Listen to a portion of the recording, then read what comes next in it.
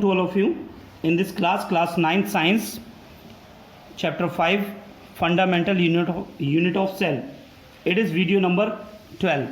Okay students, in this class we will study about the cell organelle that is called as vacuole. Vacuole के बारे में आपको मैं इस वीडियो में आपको पूरा कंप्लीट आपको मैं समझाऊंगा बच्चों. तो सभी बच्चे सारे पॉइंट को आप डायग्राम को अच्छे से देखें. ठीक है, ये डायग्राम देखिए पहले. सबसे पहले ये आपको एक वॉक्यूल का डायग्राम आपको दिखाया है जो प्लांट सेल के अंदर है. ये सबसे पहले ये पॉइंट आप ध्यान रखेंगे, वॉक्यूल केवल आपको जो लार्ज वॉक्यूल है वो आपको केवल प्लांट सेल में दिखाई देता है, और ये आपका जो वॉक्यूल होता है ये एनिमल सेल के अंदर बहुत छोटा आपको मिलता है देखने को. ठीक है, तो ये आपको माइक्रोस्कोपिक व्यू आपको दिखाया गया है. इसके आउटर स्ट्रक्चर को हम कहते हैं सेल मेम्ब्रेन. ठीक है, ये आपका जो ग्रीन पार्ट आपको मैंने दिखाया that is known as cytoplasm, and ये आपको जो ऑरेंज कलर का मैंने आपको दिखाया बच्चों that is known as nucleus. इसे हम बोलेंगे यहाँ पर वॉक्यूल होता है बेटा आपका मिडिल में. ठीक है, और जो वॉक्यूल के अंदर होता है that is known as cell sap, और इसकी जो लेयर होती है इसे हम बोलते हैं टोनोप्लास्ट. चलिए बच्चों पूरा इसे डिटेल में हम सीखते हैं. ये क्या है आपका, ये वॉक्यूल क्या होता है, इसका फंक्शन क्या होता है इसके बारे में सीखेंगे. ठीक है स्टूडेंट्स, तो नंबर फर्स्ट पॉइंट आप देखेंगे वॉक्यूल के बारे में. दीज आर यूनिमेम्ब्रेनस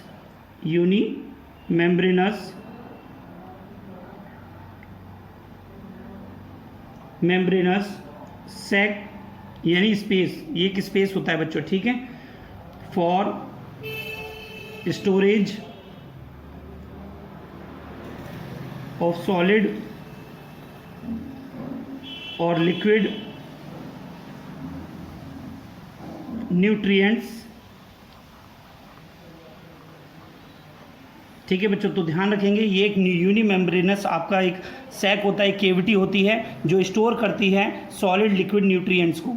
ठीक है बच्चों, सेकंड पॉइंट आप देखेंगे जो आउटर मेम्ब्रेन होती है, आउटर मेम्ब्रेन को हम बोलते हैं, इसकी वॉक्यूल के आउटर मेम्ब्रेन को बोलते हैं टोनोप्लास्ट. तो यहाँ पर नोट करेंगे हम outer membrane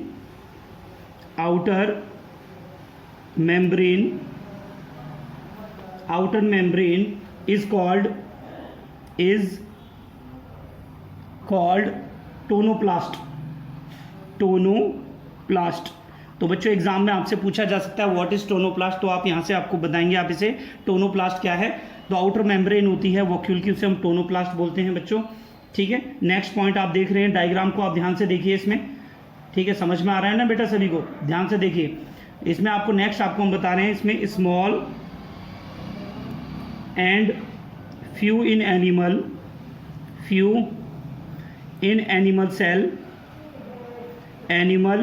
cell.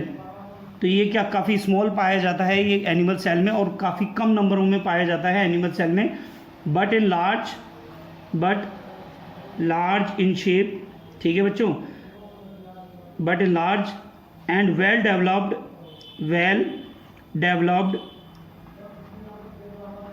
Developed in plant cell. और ये प्लांट सेल में आपका क्या होता है, ये लार्ज होता है, वेल डेवलप्ड आपको देखने को इसमें मिलता है. ठीक है बच्चों, और ये जो प्लांट सेल का जो क्या नाम है वॉल्यूम जो होता है उसका 50 to 90% कवर यही करता है. ठीक है, तो बच्चों इसको हम यहाँ पे नोट करेंगे. ठीक है, it may occupy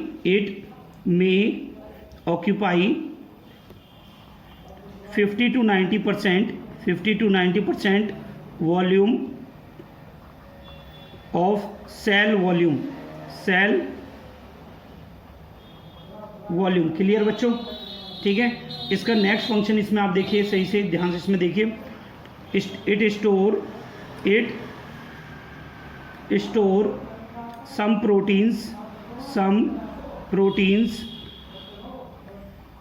proteins amino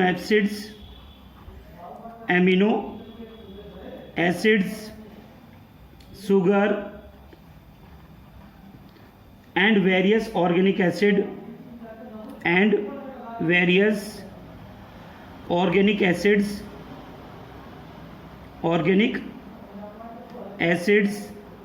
etcetera.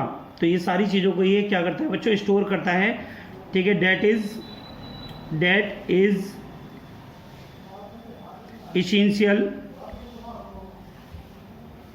essential for plant cells. Plant cells, यानी प्लांट सेल्स के लिए जो भी जो स्टोर करने का जो काम करता है, ठीक है, प्रोटीन्स को, अमीनो एसिड्स को, शुगर को, वेरियस ऑर्गेनिक एसिड्स को, तो सभी चीज़ें कहाँ स्टोर होती है बच्चों? वॉक्यूल में स्टोर होती है। सभी बच्चे ध्यान रखेंगे। अमीबा के बारे में भी आप इसमें थोड़ा सा जानकारी लीजिए। इन अमीबा स्टोर फूड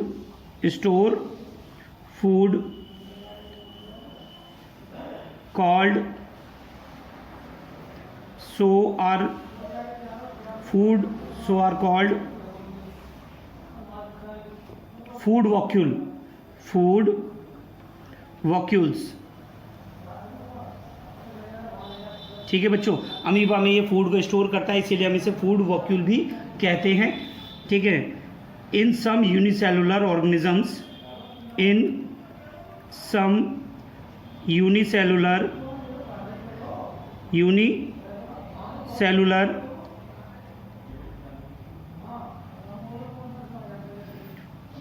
और aquatic organisms,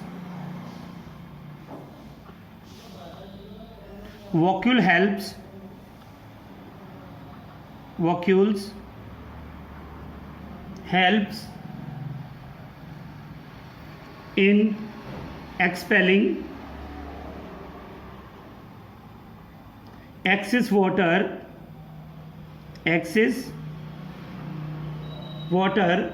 and some waste products।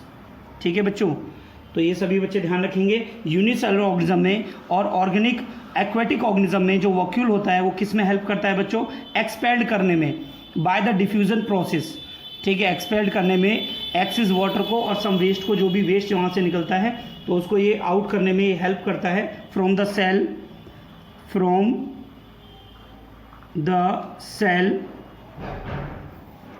And are called इसे वहां पर क्या कहते हैं बच्चों? Contractile vacuole.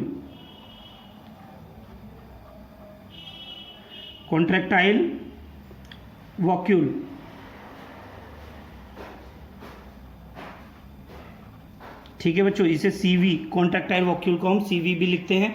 तो आपने बच्चों इसमें देखा कि ये था आपका, क्या था बच्चों? ये एक वॉक्यूल के बारे में आपको समझा रहा हूँ, जो आपका एक क्या है? सेल ऑर्गेनल है, जो प्लांट सेल में आपको पाया जाता है बच्चों। ये क्या स्टोर करता है? Protein, amino acid, sugar and various organic acids etcetera that are essential for the plant sales.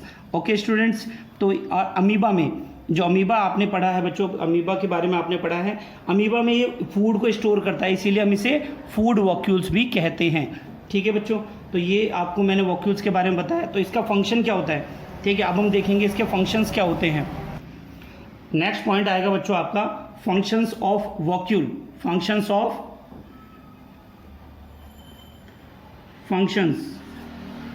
Vacuole. ठीक है, फंक्शंस ऑफ वॉक्यूल क्या हैं? तो इसके बारे में देखिए बेटा, नंबर फर्स्ट फंक्शन जो हम इसमें आपको बताएंगे, ठीक है, ये जो वॉक्यूल होता है ये टर्गिडिटी और rigidity to the cell provide कराता है। टर्गिडिटी और रिजिडिटी का मतलब क्या है? सपोर्ट करता है सेल को, जिससे क्या है, जो उसके अंदर जो मटेरियल है वो सेफ रहता है। ठीक है, टर्गिडिटी का मतलब क्या है? आपका एक तरीके से हम आपको बताएं कि आउटर स्ट्रक्चर को ये हार्ड बनाए रखता है। समझ में आ रहा है बच्चों? तो ध्यान से देखिए, इसमें नंबर फर्स्ट पॉइंट मैंने आपको इसमें हम बता रहे हैं। ठीक है, it provide टर्गिडिटी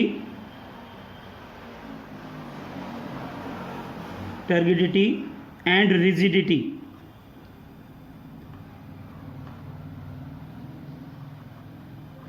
to the cell. तो ये टर्गिडिटी और रिजिडिटी ये सेल को प्रोवाइड कराता है। नंबर सेकंड, आपने भी इसमें फंक्शन में पढ़ा बच्चों स्टोरेज के बारे में। ठीक है, it store food material and waste product. इसके बारे में मैंने आपको बताया अभी। ठीक है स्टूडेंट्स, नंबर थर्ड पॉइंट आप देखेंगे यहाँ पर, ये आपका मेन पॉइंट है बच्चों, ये बहुत मोस्ट इंपॉर्टेंट है, ये आपका डेफिनेशन के तौर पे भी आपसे अलग से पूछा जा सकता है। ओस्मो रेगुलेशन क्या होता है बच्चों, ठीक है ना। तो यहाँ पर हम आपको बता रहे हैं osmo regulation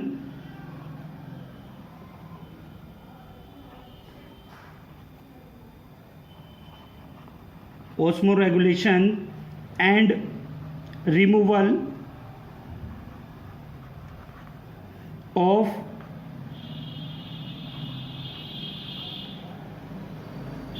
excretory waste materials from the body।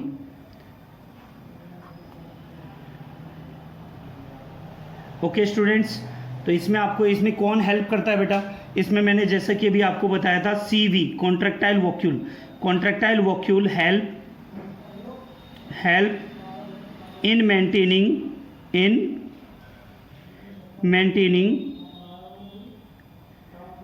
In maintaining the water balance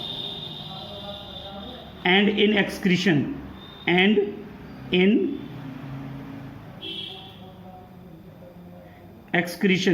तो CV4 मैंने अभी आपको बताया था। CV4 क्या होता है बच्चों, कॉन्ट्रैक्टाइल वॉक्यूल हेल्प करता है वाटर बैलेंस को एक्सेस ऑफ वाटर करने के लिए, सेल से बाहर निकालने के लिए बच्चों, ठीक है, और एक्सक्रीशन यानी वेस्ट प्रोडक्ट को बाहर निकालने के लिए इसमें हेल्प करता है, ठीक है बच्चों।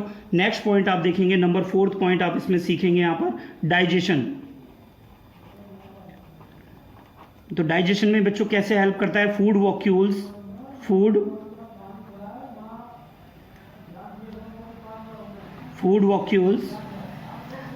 in protozoans helps in digestion of food।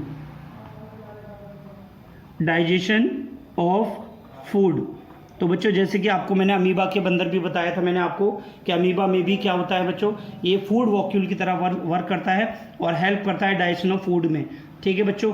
Next point आता है बच्चों इसमें number 5th osmotic concentration।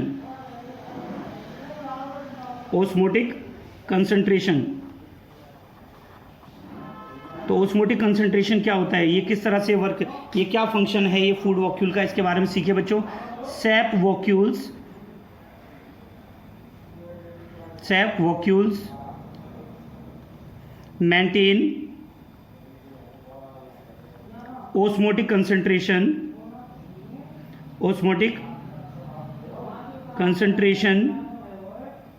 in plant cells, needed water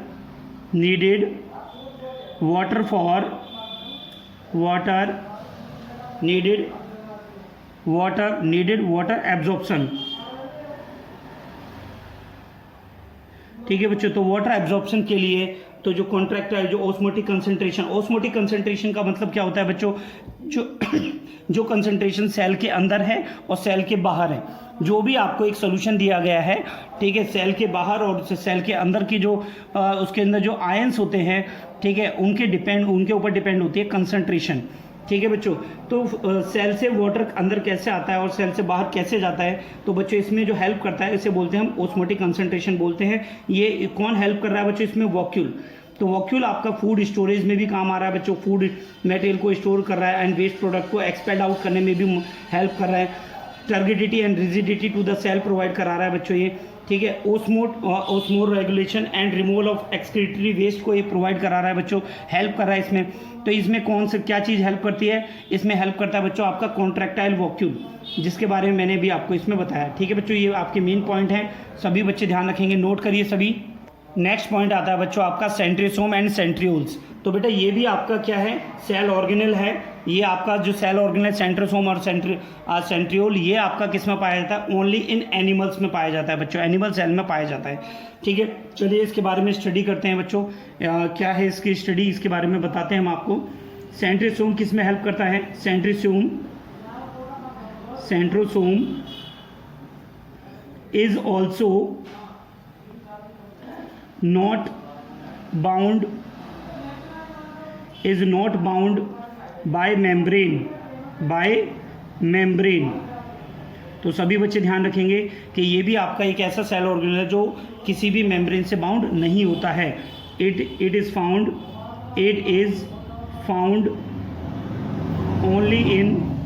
only in animal cells. तो बच्चों आपको ध्यान रखना है, सेंट्रियोसोम जो होता है वो केवल एनिमल सेल्स में ही फाउंड होता है, ठीक है। And cells of some lower plants, और बहुत ही कम मात्रा में कुछ प्लांट्स में ये पाया जाता है, ठीक है, लोअर सरफेस में पाया जाता है बच्चों। और ये कहाँ पर होता है? It lies near the nucleus, it lies near the nucleus, ठीक है। तो सभी बच्चे ध्यान रखेंगे, ठीक है। और इसका जो आपको हम बता रहे हैं, इसमें कुछ स्ट्रक्चर पाई जाती हैं, उन स्ट्रक्चर के बारे में हम पढ़ेंगे। सेंट्रियोल के अंदर, सेंट्रियोसोम में कुछ स्ट्रक्चर पाए जाते हैं, राउंड शेप की जो स्ट्रक्चर पाई जाती है उन्हें हम सेंट्रियोल बोलते हैं बच्चों, ठीक है। It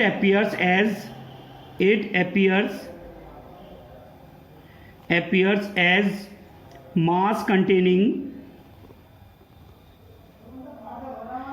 containing two small micro cylindrical bodies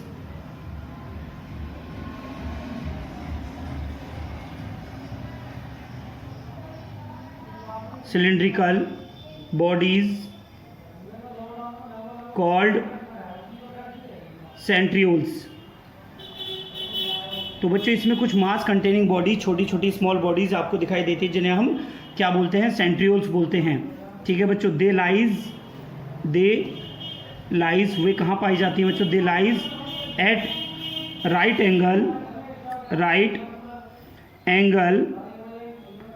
angle to each other, ठीक है। तो अभी अब मैं आपको इसकी शेप भी आपको समझाऊंगा मैं, ठीक है, लेकिन इनका वर्क और सीख लीजिए। During cell division they migrate का मतलब होता है बच्चों एक जगह से दूसरी जगह जाना, ठीक है। They migrate to the opposite side और पोल्स, इसे हम पोल्स भी कह सकते हैं बच्चों, ऑफ सेल, ठीक है बच्चों। तो इसके बारे में मैंने आपको सेंट्रियोम और सेंट्रियोल के बारे में आपको बताया। तो बच्चों बस इसमें आपको ध्यान रखना है, सेंट्रियोम जो है किसी भी स्ट्रक्चर, किसी भी मेम्ब्रेन से ये अटैच नहीं होता है, किसी भी मेम्ब्रेन से बाउंड नहीं होता है बच्चों, केवल ये एनिमल सेल्स में पाया जाता है, ये भी चीज़ आप ध्यान रखेंगे। और इन्हीं सेंट्रियोसोम में क्या होता है? Mass containing small micro cylindrical bodies पाई जाती है, जिन्हें हम सेंट्रियोल्स कहते हैं, ठीक है। और ये कहाँ पर होती हैं? They lies at the right angle to the each other.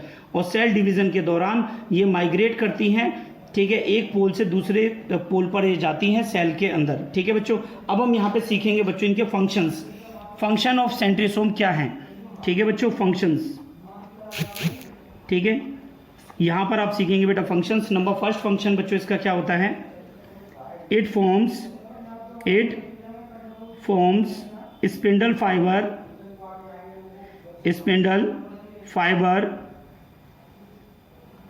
at the time of cell division, ठीक है बच्चों। सेल डिवीजन के टाइम पर ये अपना वर्क करता है और एक स्पिंडल फाइबर बनाता है ये, ठीक है। बेसल बॉडीज, तो बेटा बेसल बॉडी जो बताई गई हैं, बेसल बॉडीज़ का काम क्या है कि बेसल बॉडी जो होते हैं, जो आपका सेंट्रियोसोम है, जो मैंने आपको सेंट्रियोसोम के बारे में बताया, सेंट्रियोसोम के अंदर जो मास कंटेनिंग बॉडीज़ होती हैं, यहाँ पर उन्हें बोला गया है basal bodies of cilia and flagella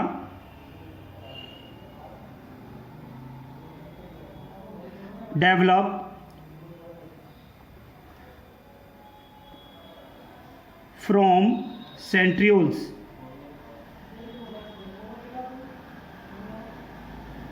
ठीक है बच्चों।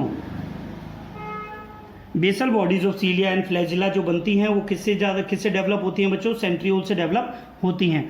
तो बच्चों यही आपका जो है सेंट्रियोम और सेंट्रियोसोम और सेंट्रियोल में आपको बताया गया है। तो सभी बच्चे इसका जो डायग्राम है आप एनसीईआरटी की बुक से देख सकते हैं बच्चों, ठीक है। तो एनसीईआरटी की बुक से देख सकते हैं। इसमें जो डायग्राम आपको बताया गया है कुछ इस तरीके से डायग्राम होता है। तो डायग्राम देखें, कुछ इस स्पिंडल शेप बेटा इस तरीके से बना होता है और इसमें मास कंटेनिंग इस तरीके से ये आपको स्ट्रक्चर, काफ़ी सारी स्ट्रक्चर इस तरीके से अटैच होती हैं। देखिए बेटा ध्यान से देखिए, ठीक है। और ये आपका इस तरीके से ये यहाँ पर मैं आपको दिखा रहा हूँ, ठीक है। कुछ इस तरह की शेप इसमें पाई जाती है, ठीक है। तो ये कुछ इस तरह का अगर आप माइक्रोस्कोप से देखते हैं तो बीच में थोड़ा सा स्पेस होता है, इसके चारों तरफ जो है ये रॉड लाइक थोड़ी सी स्ट्रक्चर पाई जाती है और रॉड पर जो कॉर्नर पे होते हैं, कॉर्नर पे ये जो पॉइंट पाए जा रहे हैं that is known as centrioles और ये पूरी स्ट्रक्चर जो होती है इसे बोलते हैं सेंट्रियोसोम, ठीक है बच्चों, ठीक है। तो इसे आप नोट कर लीजिए बेटा, इसे अच्छे से आप नोट करिए। सारे पॉइंट्स आपकी कॉपी में होने चाहिए बच्चों, क्वेश्चन आपका कहीं से भी पूछा जा सकता है, नोट करिए सभी। नाउ नेक्स्ट पॉइंट आता है बच्चों आपका difference between prokaryotic and eukaryotic cell. Prokaryotic और यूकार्योटिक सेल में क्या डिफरेंस है, ठीक है बच्चों। मैंने यहाँ पर आपको प्रोकार्योटिक और यूकार्योटिक सेल का जो डिफरेंस दिया है, चलो बच्चों इसे डिस्कस करते हैं। प्रोकार्योटिक सेल और यूकार्योटिक सेल, तो इनमें डिफरेंस क्या है? प्रोकार्योटिक सेल का जो साइज होता है जनरली स्मॉल होता है बच्चों, 1 to 10 माइक्रोमीटर ये आपको दिखाई देता है बच्चों, माइक्रोस्कोप से हम देखते हैं, ठीक है। 1 माइक्रोमीटर में कितने मीटर होते हैं बेटा, ये भी सबको ये पता होना चाहिए। 1 micrometre is equal to 10⁻⁻6 metre. तो आप देख सकते हैं बेटा कितना स्मॉल साइज ये होता है, ठीक है बच्चों। बट इन यूकार्योटिक सेल ये जनरली आपके लार्ज पाए जाते हैं, जिनमें जो साइज है वो 5 to 100 माइक्रोमीटर होता है, यानी प्रोकार्योट से ये यूकार्योट सेल जो है वो लार्ज होते हैं, ठीक है। प्रोकार्योटिक सेल्स के अंदर जो प्रोटोप्लाज्म है, प्रोटोप्लाज्म को हम बोलते हैं living part of the cell, ये आपका रिलेटिवली रिजिड होता है। रिजिड का मतलब थोड़ा सॉलिड पार्ट में पाया जाता है। बट यूकार्योटिक सेल में जो प्रोटोप्लाज्म होता है ये आपका फ्लूइड टाइप में होता है, लिक्विड टाइप में होता है, ठीक है बच्चों। प्रोकार्योटिक सेल में ट्रू न्यूक्लियस एब्सेंट होता है, इसमें न्यूक्लियस आपका प्रेजेंट नहीं होता है, ट्रू न्यूक्लियस, ठीक है। वेल डेवलप्ड न्यूक्लियस नहीं पाया जाता है प्रोकार्योटिक सेल में। बट यूकार्योटिक सेल में ट्रू न्यूक्लियस आपका प्रेजेंट होता है, ठीक है। प्रोकार्योटिक सेल में न्यूक्लियस पर एब्सेंट रहता है, that is nuclear membrane and nucleolus, ये सभी एब्सेंट रहते हैं। बट इन यूकार्योटिक सेल आप देख रहे हैं बच्चों यहाँ पर nuclear membrane and nucleolus both are present because of well developed nucleus is found into the eukaryotic cell, ठीक है बच्चों, ध्यान रखेंगे। यूकार्योटिक सेल में वेल डिफाइंड न्यूक्लियस पाया जाता है। वेल डिफाइंड न्यूक्लियस का मतलब क्या है? वेल डेवलप्ड न्यूक्लियस पाया जाता है, इसमें आपका वेल डेवलप्ड न्यूक्लियस नहीं होता है। नेक्स्ट पॉइंट आप देखेंगे इसमें number 4, DNA scattered in the protoplasm and without histone protein, ठीक है। इसमें जो डीएनए होता है वो स्कैटर्ड कर दिया जाता है, छोड़ दिया जाता है प्रोटोप्लाज्म में, ठीक है। बट इसमें क्या है, यूकार्योटिक सेल में जस्ट अपोजिट है, डीएनए इसमें ऑर्गेनाइज्ड होता है विद हिस्टोन प्रोटीन के साथ टू फॉर्म क्रोमोसोम्स, ठीक है। वो हिस्टोन प्रोटीन के साथ मिलकर क्या बनाते हैं बच्चों? क्रोमोसोम्स बनाते हैं। और क्रोमोसोम्स क्या होते हैं बच्चों? हेरिडिटी मटेरियल होते हैं, जो क्या नाम है, एक रीज़न होते हैं किसी भी रिप्रोडक्टिव क्या नाम है प्रोसेस को कंप्लीट करने के लिए। ओके स्टूडेंट्स, ठीक है। नेक्स्ट पॉइंट आता है आपका number 5, membrane bound cell organelles like plastid, mitochondria, Golgi apparatus, endoplasmic reticulum, ये सभी सेल ऑर्गेनल जो है मेम्ब्रेन बाउंड जो सेल ऑर्गेनल्स होते हैं वो सभी प्रोकार्योट्स में क्या होते हैं बच्चों? एब्सेंट होते हैं, ये नहीं पाए जाते हैं। बट आप देख रहे हैं यूकार्योटिक सेल में membrane bound cell organelles like plastids, mitochondria, Golgi bodies, endoplasmic reticulum, ये सभी प्रेजेंट रहते हैं यूकार्योटिक सेल में, ठीक है स्टूडेंट्स। नेक्स्ट पॉइंट आता है आपका राइबोसोम्स का। राइबोसोम्स इसमें 70S टाइप के पाए जाते हैं। 70S मैंने आपको भी बताया था। S फॉर यहाँ पर सेडबर्ग यूनिट के बारे में आपको बताया गया है, ठीक है, जिससे हम इसको मेज़र करते हैं राइबोसोम्स को, ठीक है बच्चों। राइबोसोम जो है इसमें 70S टाइप के होते हैं, बट इन यूकार्योटिक सेल में राइबोसोम्स आपके 80S टाइप के पाए जाते हैं, ठीक है स्टूडेंट्स। प्रोकार्योटिक सेल में 70S type and eukaryotic cell में आपका 80S type. Cell divide mostly by the fission और budding, there is no mitosis reaction takes place into the prokaryotic cell. But in eukaryotic cell आप देख रहे हैं cell divide mostly by the either mitosis और meiosis. इसके अंदर बच्चों cell divide होता है माइटोसिस और म्यूसिस से, जिसमें आप जो है क्रोमोसोम्स का आप देखते हैं, जीन्स के बारे में आप पढ़ते हैं, ठीक है। प्रोकार्योटिक का आपका जो एग्जाम्पल है आप bacteria, blue green algae, cyanobacteria, इन सब के बारे में आप बता सकते हैं। ठीक है। यूकारियोटिक सेल में आपके एग्जांपल आते हैं सेल्स ऑफ हायर ऑर्गेनिजम्स, जैसे आपके ह्यूमन बींग्स में पाए जाते हैं। ठीक है बच्चों, तो ये डिफरेंस था आपका प्रोकारियोटिक और यूकारियोटिक सेल्स का डिफरेंस। तो सभी बच्चे देख सकते हैं कि इसमें जो आपके मेन पॉइंट है, नंबर फर्स्ट में आपको देखने को मिला साइज इसमें स्मॉल होता है, इसमें लार्ज होता है। आपका प्रोकारियोटिक में स्मॉल, यूकारियोटिक में लार्ज। प्रोकारियोटिक में प्रोटोप्लाज्म आपका रिजिड होता है, इसमें प्रोटोप्लाज्म यूकारियोटिक में आपका फ्लूइड के टाइप का होता है। प्रोकारियोटिक में न्यूक्लियस एब्सेंट होता है, ठीक है, इसके बारे में आप देख रहे हैं। बट यहाँ पर जो है न्यूक्लियस इसमें क्या है, वेल डेवलप्ड न्यूक्लियस पाया जाता है। ठीक है बच्चों, डीएनए इसमें स्कैटर्ड होते हैं प्रोकारियोटिक में, ठीक है, विदाउट हिस्टोन प्रोटीन ये स्कैटर्ड कर दिए जाते हैं प्रोटोप्लाज्म में।